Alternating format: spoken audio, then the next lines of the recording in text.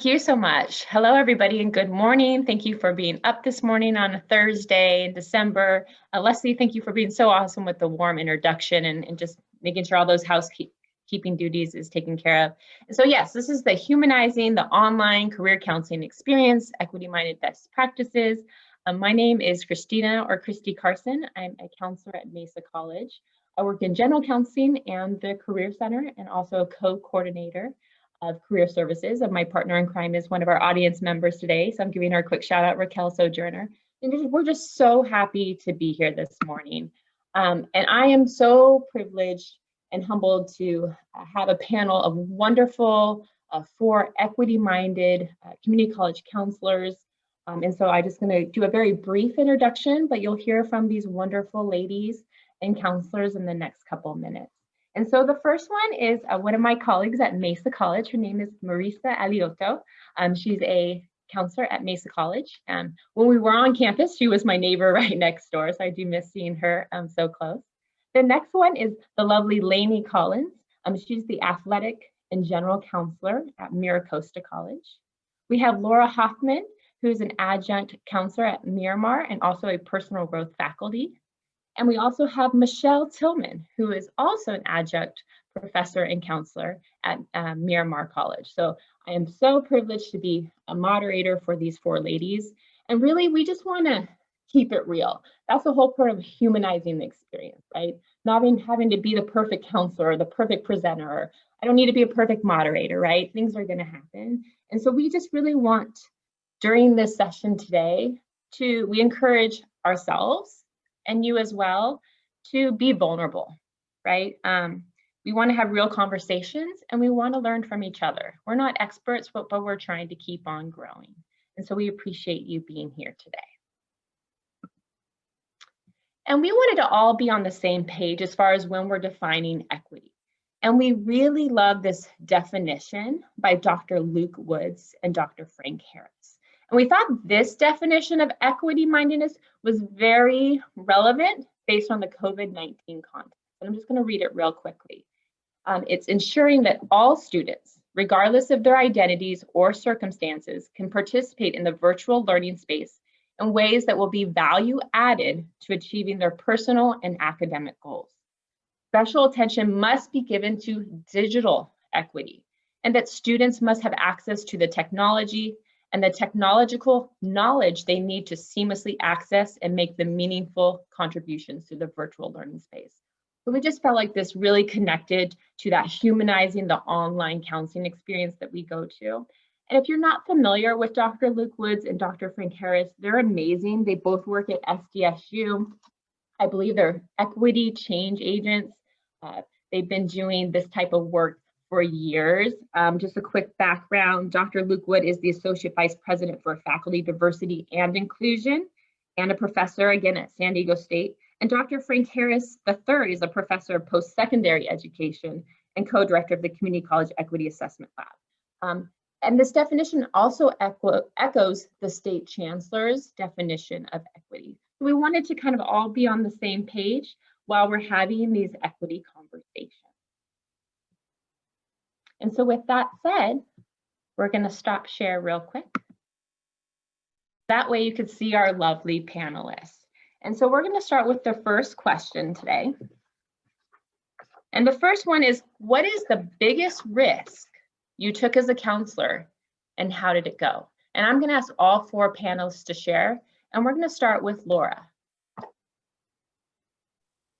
Good morning, everyone.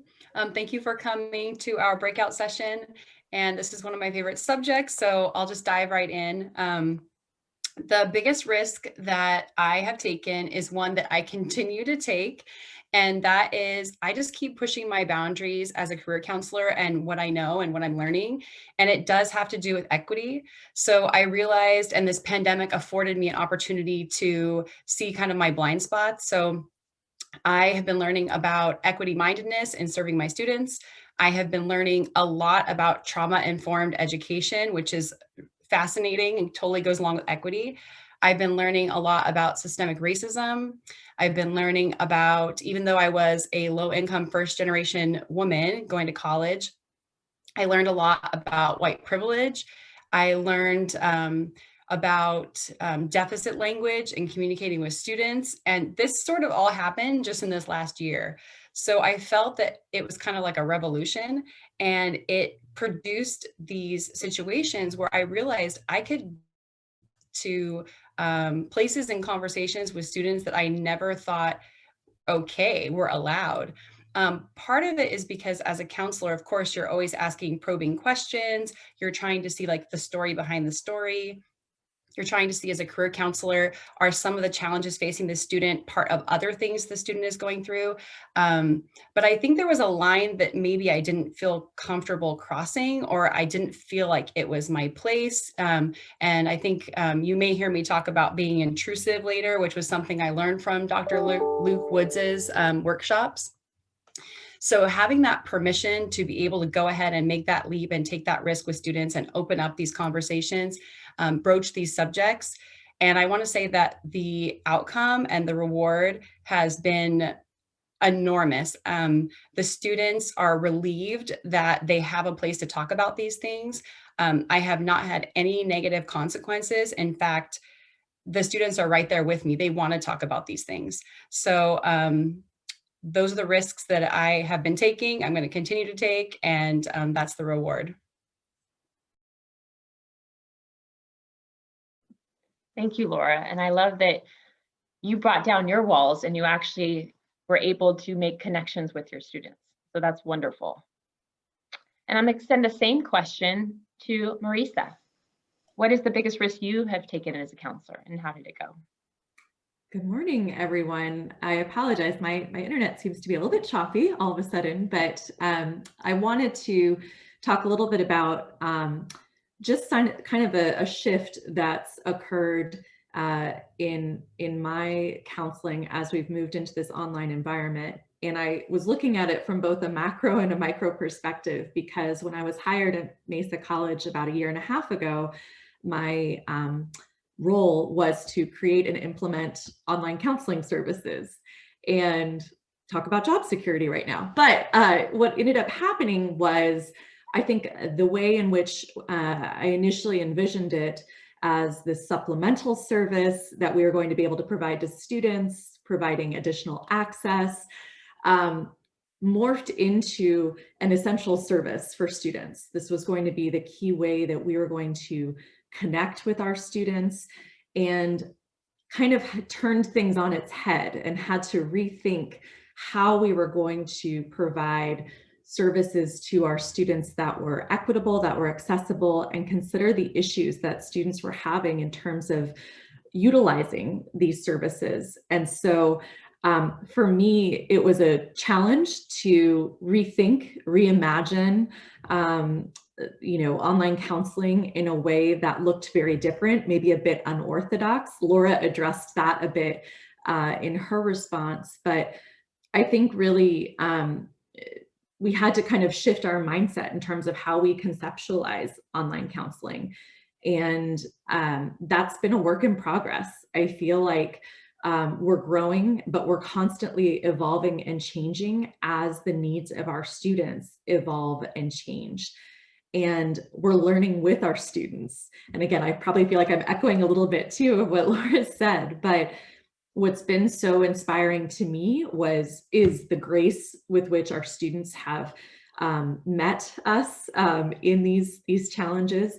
And we've really been able to think outside of the box and get creative in the ways in which we're connecting with students in a remote environment that may look a little bit different than what we originally thought. And just an example of that is connecting with students over the phone and being able to still have meaningful, rich conversations with students, that may not include a personal face-to-face interaction. And so I think just really adapting, and we're talking about being vulnerable in this space, but also being vulnerable with our students in that we're learning with them and we're adapting our services to hopefully meet a high student need, especially right now as it relates to the pandemics that we're going through. That's great, Marisa. I think you make 2 great points about grace, right? We graced to our students have definitely showed grace back to us, right? Sometimes they've showed us, oh, hey, this is how you use this. Oh, okay, thank you. Like, okay, they're teaching us. And I love that, yes, it forces us to be creative and think out of the box. So thank you. And then same question to Michelle. Good morning, everyone. Thanks so much for being here this morning. There were a lot of great breakout sessions listed this morning, and I'm really grateful that you have decided to join us.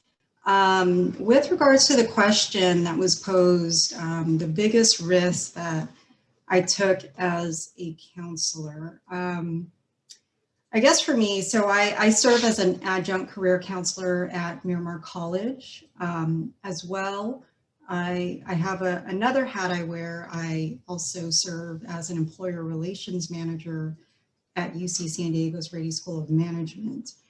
And for me, I think as an equity-minded career counselor, it's really important for me to prioritize those students who are experiencing disproportionate impact in their careers and in their career trajectory. And so I made it my life's work to educate students on how to prepare for and be competitive in their field of study, but I provide that employer's perspective. And I'm really, really passionate about helping students to build their social capital, and also just democratizing access to opportunities to help these students transition successfully to the world of work. And so that's a tall order. It's my life's work, so I know it's not going to be done in one day, but that really informs a lot of how I interact with the students on a day-to-day basis. And so the biggest risk for me is just being honest with the students and willing to put our counseling relationship on the line, even on the first visit. Because a lot of times with the students I've met at Miramar College, I only see them one time. And so I feel like I just have one shot to tell them without overwhelming them. Sometimes I feel like I overwhelm them, but giving them one shot to let them know that this is really important, whatever it is. I know sometimes they come for a resume. They come for, a lot of times they come because they don't know what they want to do. And I don't blame them. But I'm willing to be honest with them. And there was one student that this summer I had worked with, and he actually reached out through our UChat function. And I was reading this thread, this conversation, and I just became very concerned with some of the language he was using. It sounded like, and I'm not a clinical, I'm not a clinician, but it just sounded like he was really sounding the alarm for help. And this was at the beginning of the pandemic. And so I had an appointment with him, my first appointment with him, and I just expressed concern. I referenced the chat. I told him that, I think he needs some additional services, and referred him to health services. And I know we're going to talk about warm handoffs. We're going to talk about another topic later. But I told him that he needed to see someone in health services, and I'm surprised he was open to that, and he was willing to hear my concerns. And I'm surprised that even afterwards, he even set up weekly meetings with me. But I was willing to be honest and put it on the line because because I care more about the students than I do about me continuing to see them again. That's great, Michelle. I think it's honesty, and sometimes we're afraid to say something or tiptoe. But again, to be that student-centered, how can we help them right now when they're in need, and have those honest conversations? And it may take them a student aback by a little bit, but like I said, it sounded like it worked in favor, like, wow, she cares about me. I feel heard. So I appreciate you sharing. And last but not least for this question, Laney, what is the biggest risk you have taken as a counselor and how did it go? Awesome. Thanks, Christy. Thank you everyone for being here. I see a lot of my colleagues here today. Just to start off, I work with usually a cohort of students, of student athletes, but I'm a generalist. I'm not an expert in career, but I feel that, you know, careers in every point of our conversation. So pre-pandemic, our school had really made a commitment to meeting students where they're at, not necessarily having them come to us, but we come to them. And so in my proactive approach with my students and my student athletes was always reaching out to them and finding ways to connect with them. So once we went into the pandemic, I had to reassess and kind of reevaluate how students were connecting with myself, as well as the resources they needed to be successful in their career, as well as their academic journey. So my biggest risk was putting myself out there. So excuse me, allowing students to not only connect with me virtually through this platform of Zoom, but also having students have the ability to connect with me in an immediate concern. So putting myself out there for text messages and phone calls, as well as emails and then Zoom, so that they felt that they could connect with me immediately for their concerns. Because the biggest fear that a lot of our students have right now is making that connection and forging that connection. And that was really my challenge, was how was I going to build those trusting and building relationships, because I do get the privilege of meeting with students more than just one time. But how was I going to connect with them through a video, right? How was I going to allow them to trust me with such personal and confidential information through this screen? So it was really giving myself the permission to allow them to connect with me at any point and any time, and really putting myself out there to do what was best for the students. So I feel that, you know, having this virtual office, allowing them to connect in different ways, was going to be student-centered, as well as meeting them where they were at. So that was really a stretch for me, because they couldn't just step into my office, or I could step onto the field to see them, was allowing them into my space. So that was really an uncomfortable journey for myself to allow them that access, but it's been amazing for the students, and they've really appreciated the ability to get their immediate concerns and needs met. And that's great, Lane. And it sounds like you really made yourself available, right? And texts and emails and all that kind of stuff for them to feel like you're there for them, especially in a time in the beginning, right, where it was very chaotic. So I'm sure they appreciate that connection. And also too, that, you know, you're not just a counselor, also, you know, you have family and other life. So for the fact that you make yourself available like that, that's great. So thank you, ladies, for sharing.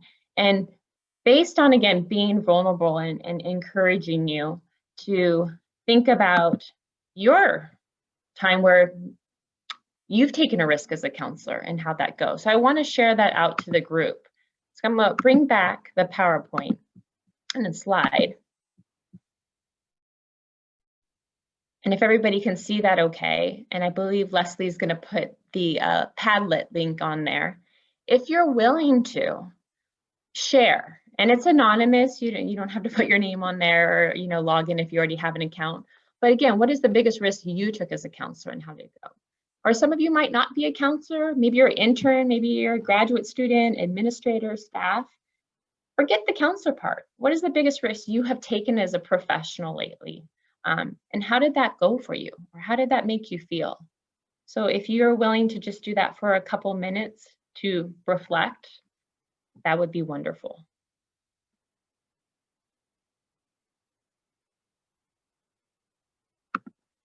And so when you get to the link, it should, like this, you should see 2 hands. And then on the right-hand corner, there's a little, I think it's a pink circle with a plus sign. You can just click on the plus sign and you can go ahead and write your text in there. So I'm seeing a couple already, thank you. So again, what is the biggest risk you have taken and how did it go? I'm seeing advocating for, I think they're still typing. Admitting that I don't know something, but committing to seek the answer, right? That's so important. I think whether you're just starting the job or you've been in the helping profession for decades, right? There's so many things we don't know, but being willing to admit that you don't know and seeking out somebody who does, or the right answer.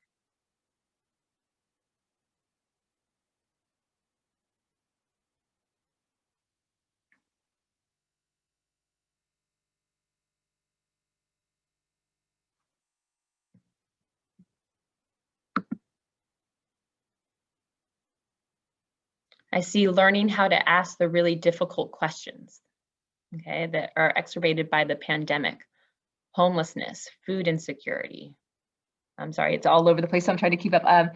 Doing the research for it, right? Finding those basic needs. Again, those very personal questions, even though we might only have spoke with the student for the first couple minutes, but knowing that they have these basic needs that need to be taken care of. Yeah, that's great. Having to disagree with the BOE and advocate for student programming, right? Yeah, this is the time to speak up, right? And it's scary to speak up. Oh, I like how somebody said telling students about the struggles they have had during the pandemic and what they're still trying to figure out, right? Because we're also still having our own personal struggles as well. And being more relatable and human, that's great.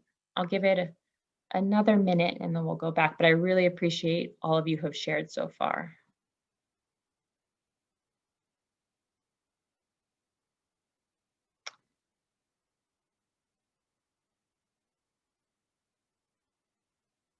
I see sharing my own depression and anxiety with a student who is also going through it.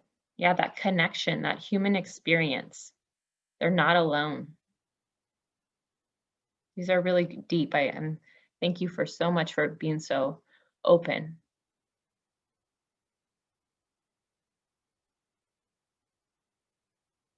It looks like advocating for a student who's gone through a terrible situation.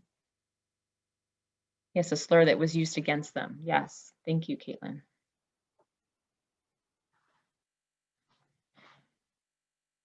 And so if you haven't shared and you didn't, type something out, that's okay. But we, as a panel, encourage you to consider this question, to have these conversations with family, with coworkers, with your department, with your supervisor.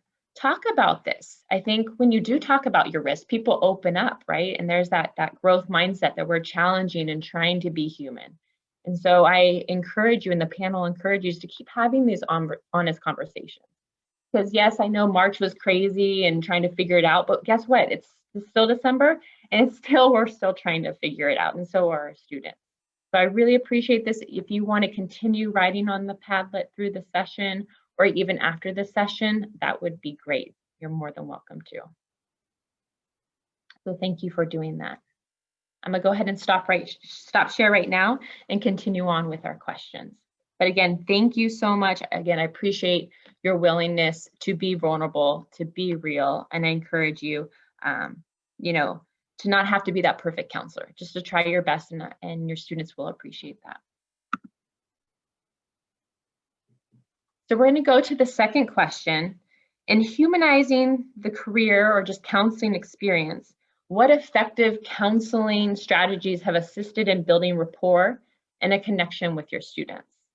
And so we'll start with Laura again on this one. Thanks, Christy. So going back to talking about Dr. Luke Woods's workshops, they just opened my eyes so much about this concept of being intrusive. That word alone sounds bad. So I thought, wait, what do you mean here? And it's, I think, what we all naturally want to do. We're all in the helping profession because we want to help. And I think sometimes we're not sure how much we can, like how much are we allowed to, even as counselors. Again, like counselors are used to sort of probing into people's lives and hearing a lot of personal stories. But even as counselors, we're not sure how far we can go or should go. And so just learning more about what it can look like and how being intrusive can benefit disproportionately impacted populations. And that when, I was thinking, is it being nosy? I kept thinking of that, the association of intrusive, nosy.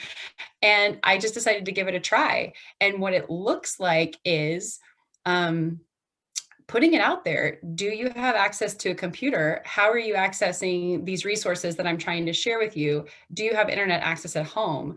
Do you have housing insecurity issues, food insecurity issues? And not necessarily cherry picking the students who appear the most, like Michelle was saying, there was a student who he was clearly crying out for help. Whereas that you might not get that luxury every time you're with a student. So I just became more generous with my intrusion and sort of intruded on everybody and said, just to ask, everybody's struggling right now. And I want to make sure that you don't have any issues accessing these resources.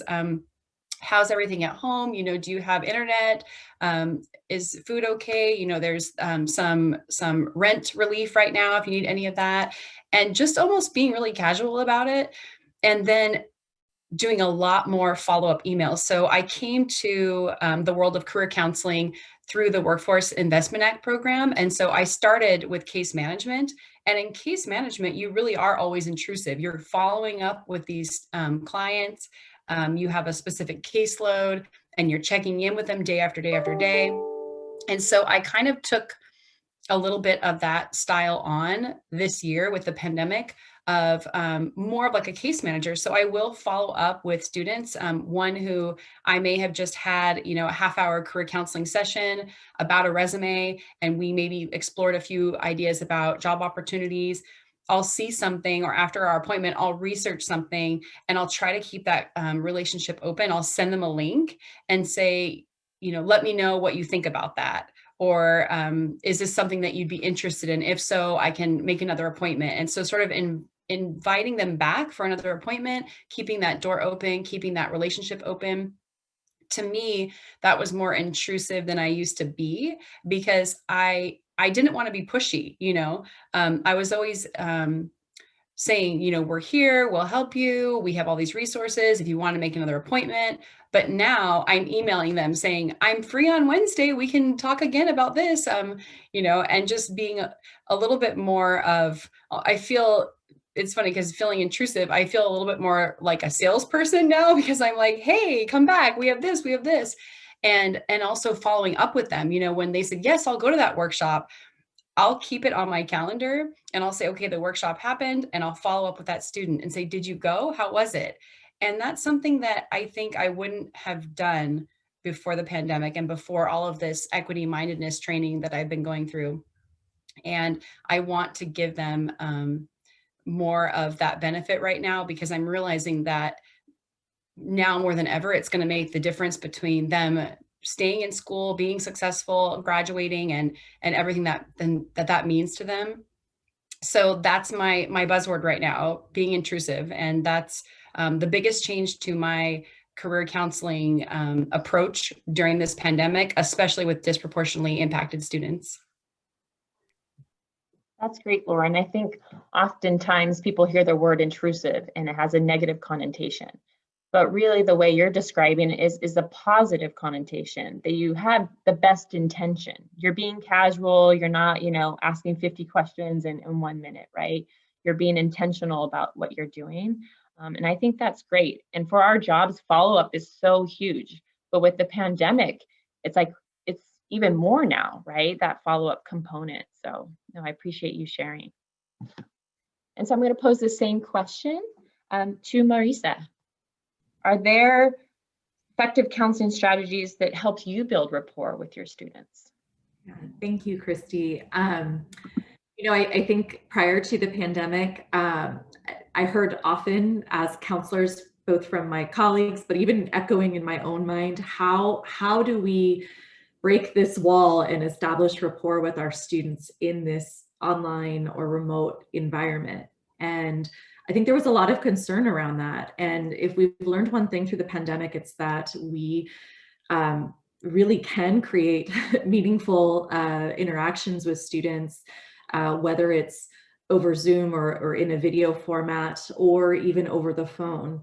And I talked earlier about kind of thinking outside the box and getting creative. But what I've also found too in establishing and building rapport with students online is really getting back to the basics. And for me, I've always sort of approached my counseling as from the care as a core value sort of approach, which is of course transferable in any counseling format, but just to really express care toward my students, to be empathetic, to be vulnerable, to check in, but also to be intuitive based on the needs of the student with whom I'm interacting. We talked earlier I saw on the Padlet, you know, this idea of sharing and being vulnerable with your own struggles to relate to and to build rapport with students. We're counseling from our homes, you know, so students are getting a look inside of my personal world, and I may be getting a look inside of their personal world as well. And I think that, you know, students, especially now, really want to be heard.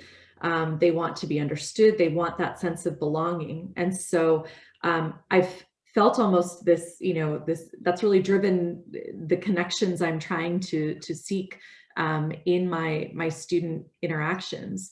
And it looks different. And I think that in some ways, maybe it's a bit less formal than it would be in an in-person environment. And I think of that as a real gift in a sense that, you know, we can kind of, you know, be on the same level with our students.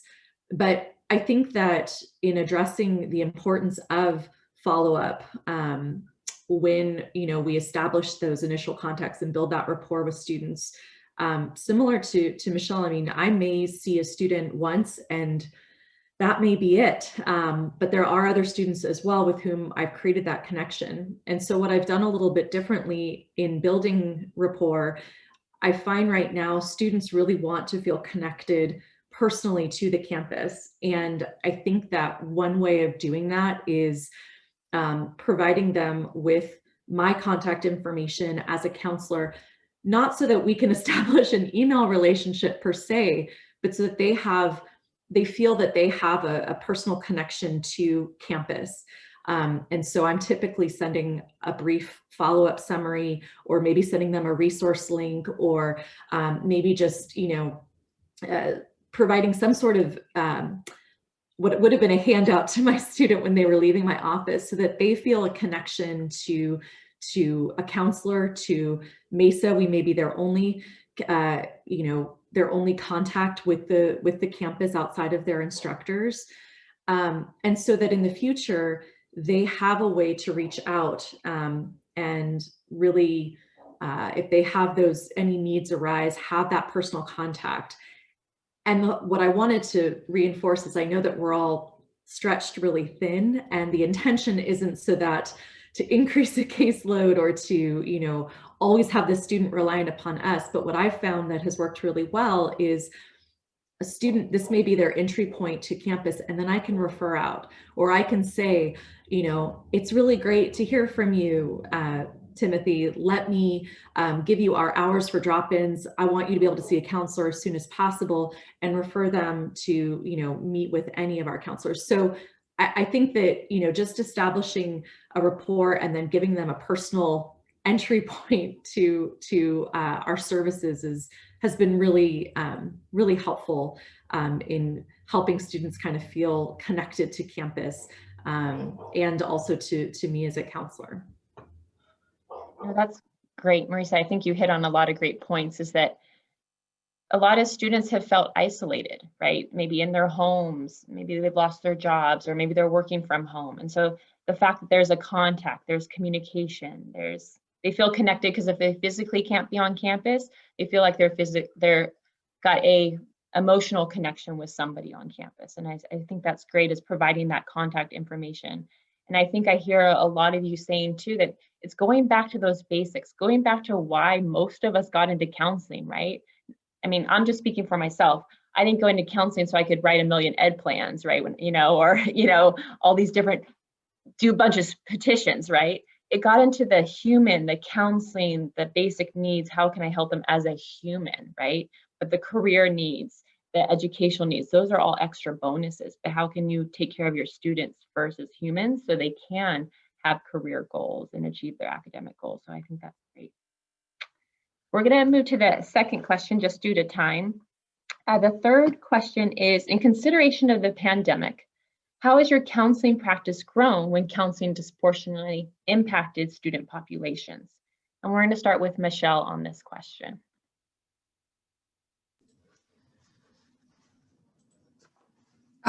So when I was thinking about this question, how has my practice grown? I think that it's definitely grown by moving to an online space. I just listening to the other counselors, and it just sounds like we all experience the challenge of having to quickly pivot and learn how to build capacity to deliver these services remotely.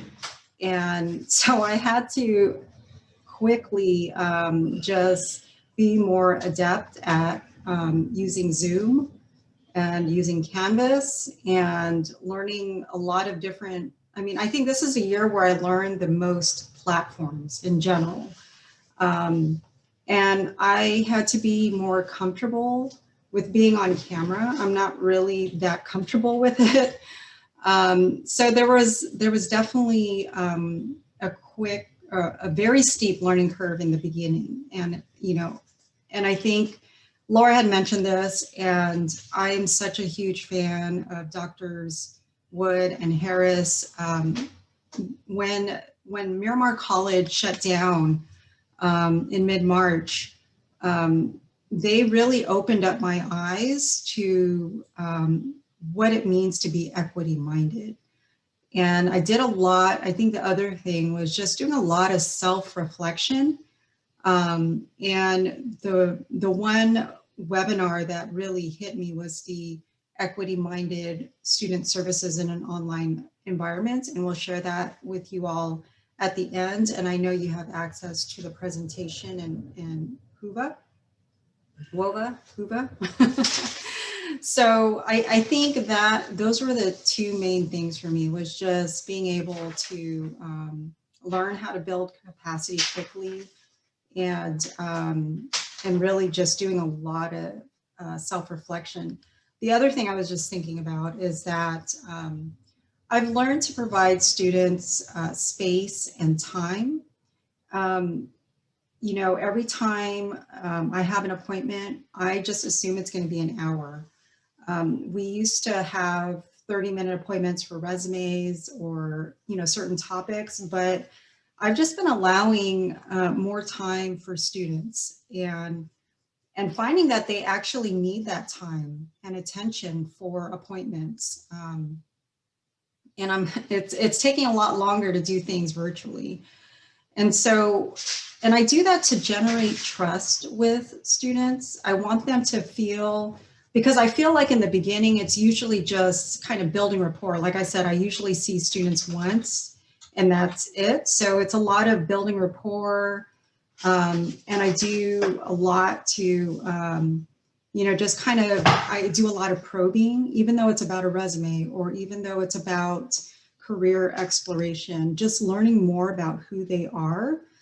And what I find through that is that they end up sharing other challenges they are facing. So I think kind of like what Laura was saying about being intrusive, I may not ask like the very straightforward questions, but it's more picking up on some of the language they're using or their body language, or, I mean, there's only so much you can see on a camera, but, or if they don't use a camera. So I think those are the main things for me.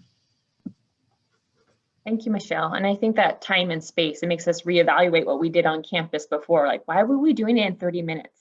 Why were we rushing students? Why were we rushing ourselves? Why were we rushing the process? And especially for students who are disproportionately student populations, they need that more time, especially in this virtual remote, that they need that more time. They're trying to figure it out. We're trying to figure it out. I really like and appreciate you giving that time and space to your students. That's great. And I'll pose the same question to Laney. Laney, how have you grown and how's your practice grown with disproportionately impacted student populations? And I know you work with the student athlete population. I mean, if that falls into that group.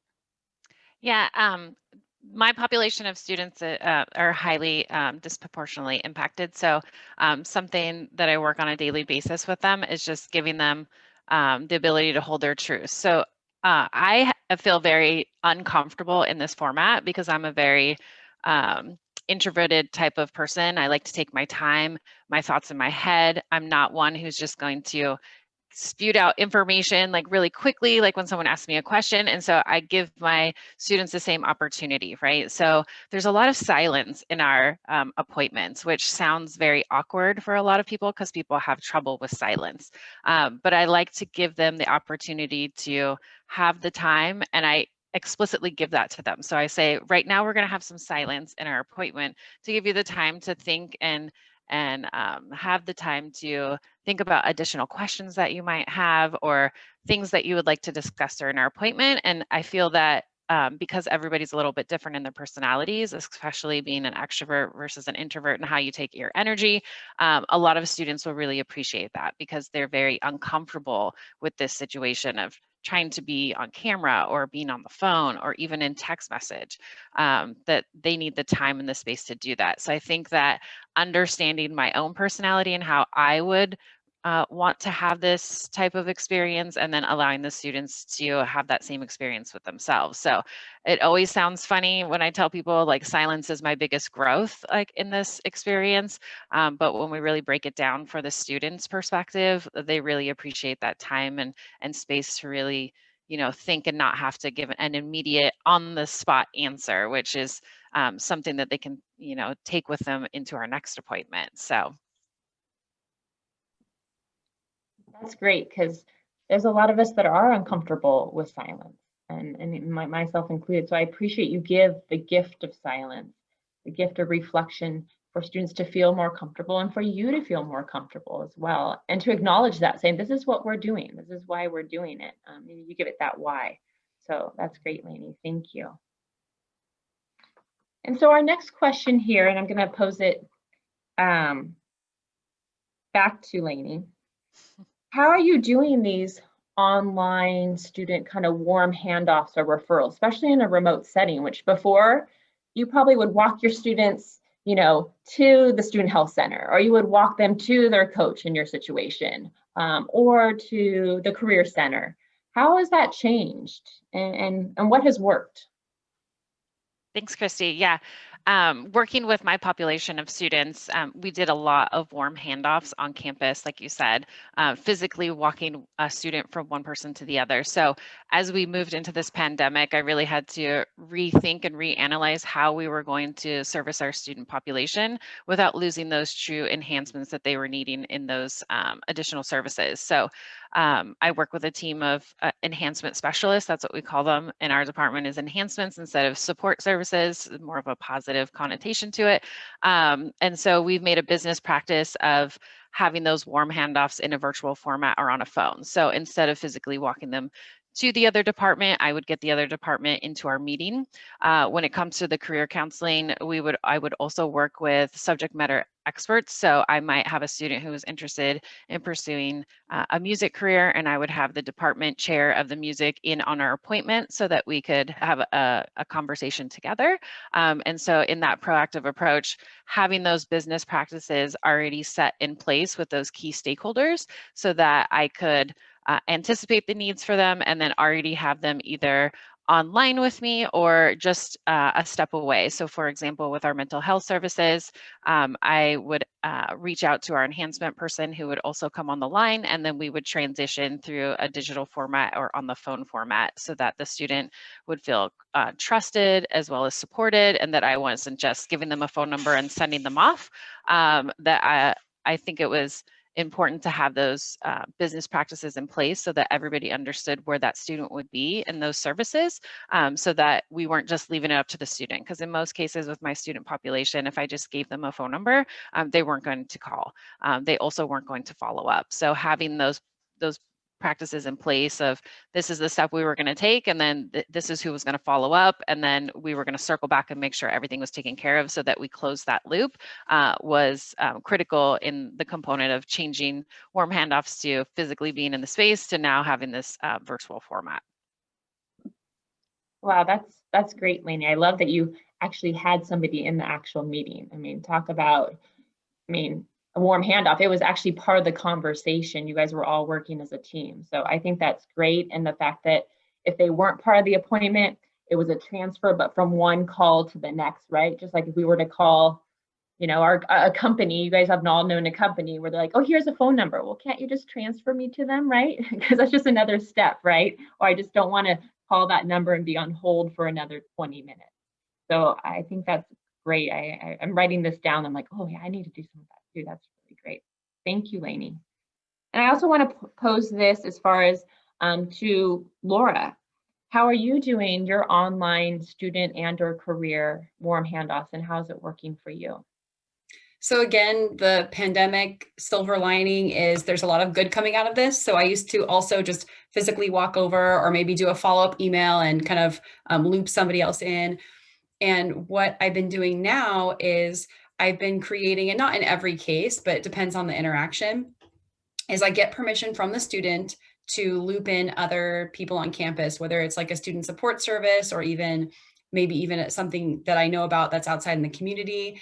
And I'll create like a very personalized, I think of it as like either like a network of care or like a connected care sort of approach, or even just like a very, like I think of myself as like a concierge service for the student. I want them to feel taken care of, and I want them to feel important, and I want them to feel like they're getting this like amazing, high class service.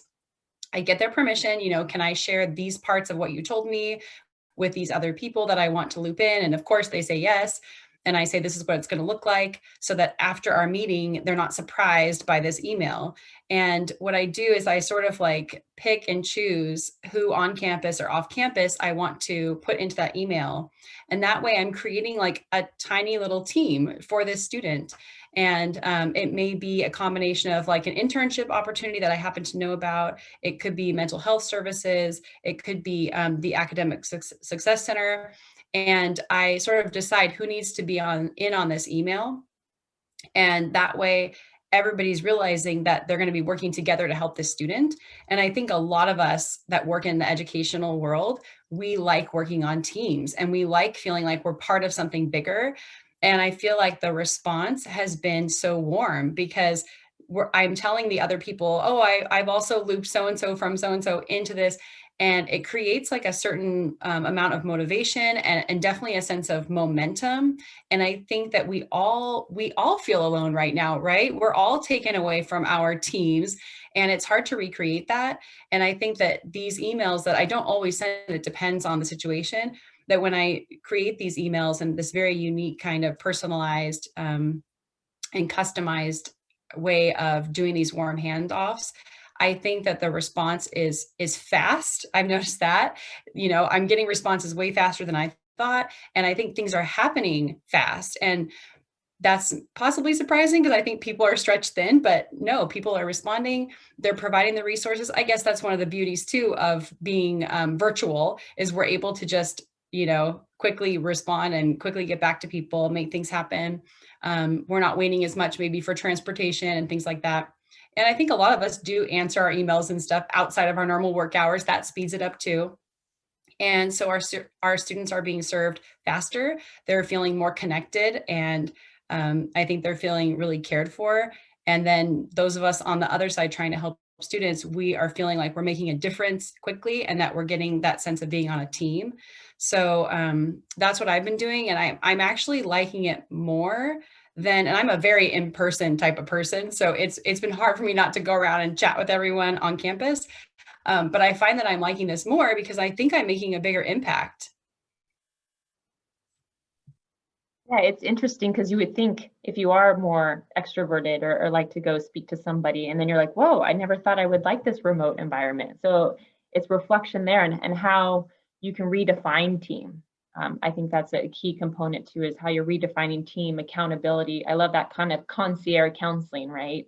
And having that care network. So I think those are all wonderful points and things to considerate when to consider while we're working with our students, that they feel like there's a team. It's not just one person that cares, but there's a team that cares about them. Thank you.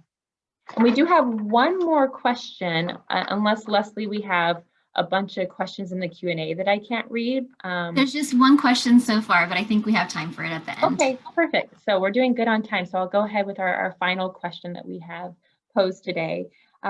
Are there specific online career or counseling resources or tools, maybe it's just one or two, that you've used with your students to promote engagement and facilitate learning? And we're going to start with Michelle on this one.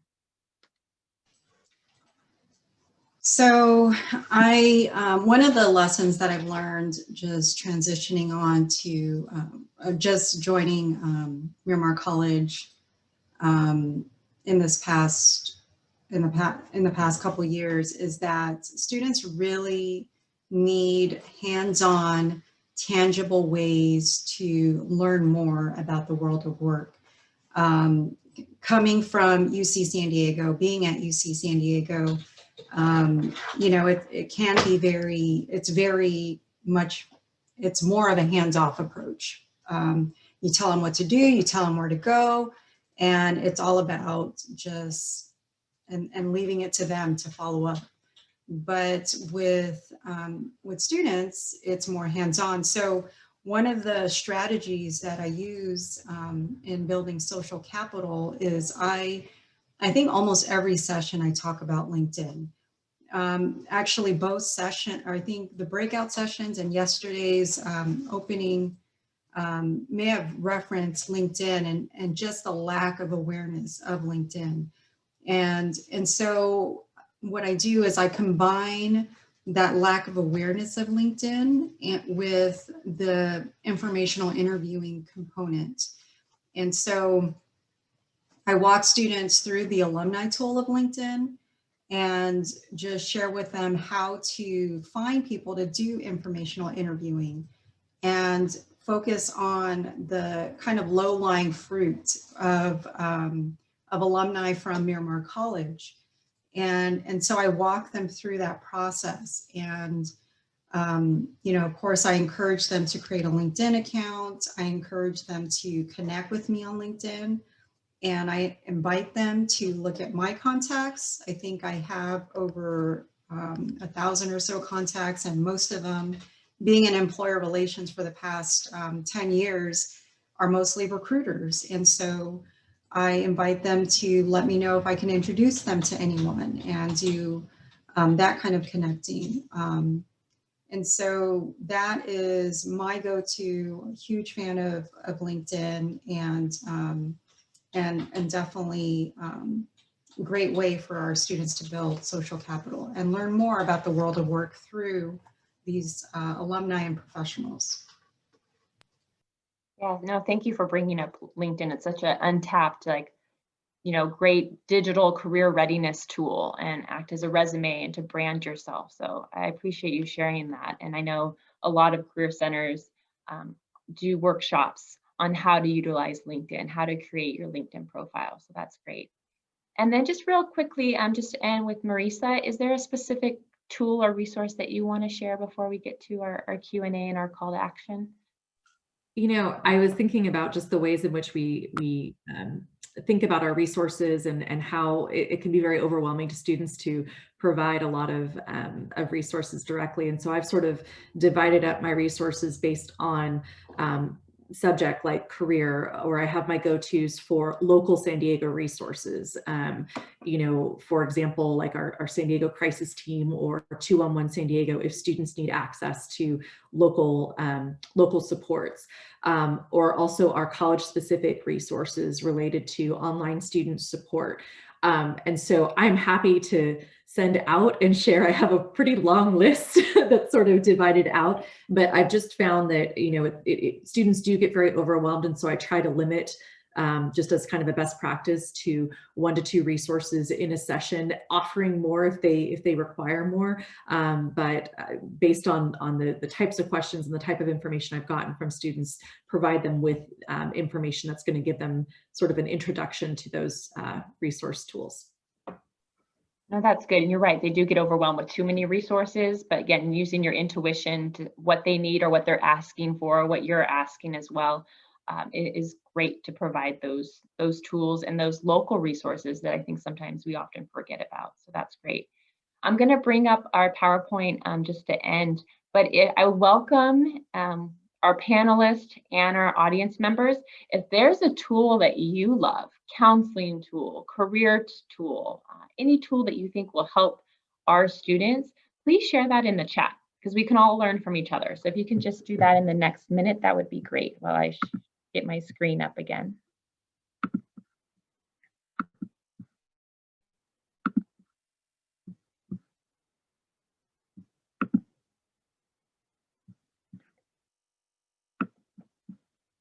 And so as you guys are writing that in, we as a panel just came up with 5 call to action suggestions. These are just friendly suggestions. We came up with 5. Again, this document is on the Whova platform for you to do, but we welcome a book, the core webinar that Michelle was talking about by Dr. Wood and Dr. Harris, which is great about student services. Being flexible to new forms of communication, reevaluate the vocabulary that you use for student engagement. Again, don't need to be that perfect counselor, but to be real in your counseling sessions. Or feel free, and I will give us the contact information, to set up a time to chat with any of us, myself included, on any of the stuff that we've talked about, to become more of an equity-minded counselor. So at this point here, I'm going to leave up our panel contact information. So if you have any questions, we want you to reach out to us. We want to make that connection with all of you as well and work together. But again, I know we barely have a minute or two. Was there any questions or comments that want to be shared through the chat that I can't see? There is a question in the Q&A, and it's, have you thought about putting all of your insights and strategies together and building some type of training session for different community college counseling departments? That's not a bad idea. I mean, what do you think, panelists? I mean, I think the more we can share and help each other out, the greatest, but I won't speak for the group. I think it's a great idea, a great follow-up for us, a call to action for us to do that. So I appreciate that suggestion. I never thought about it. Yeah, that's great. Put the call to action on us too. We need it as well. I'm sorry, I couldn't write in the chat, but I was wondering if you could put that last screenshot that you had right before with your 5 call to action suggestions. Oh, of course. Yes. Can you see it now? Thumbs up. Okay. And like I said, if you forget and you can't screenshot it, or we do have it on the Whova platform with all the slides that we've shown today.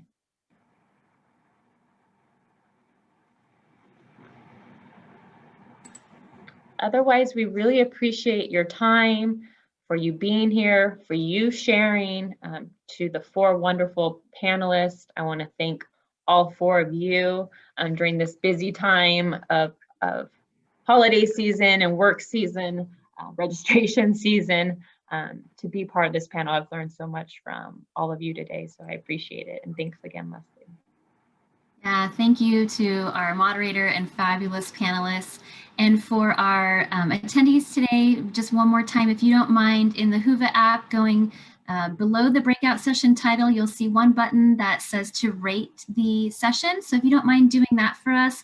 And then if you enjoyed today's session, which I think you did because we had a pretty consistent number of you on the session the whole time, go ahead and click that like button. It's kind of like a social media situation.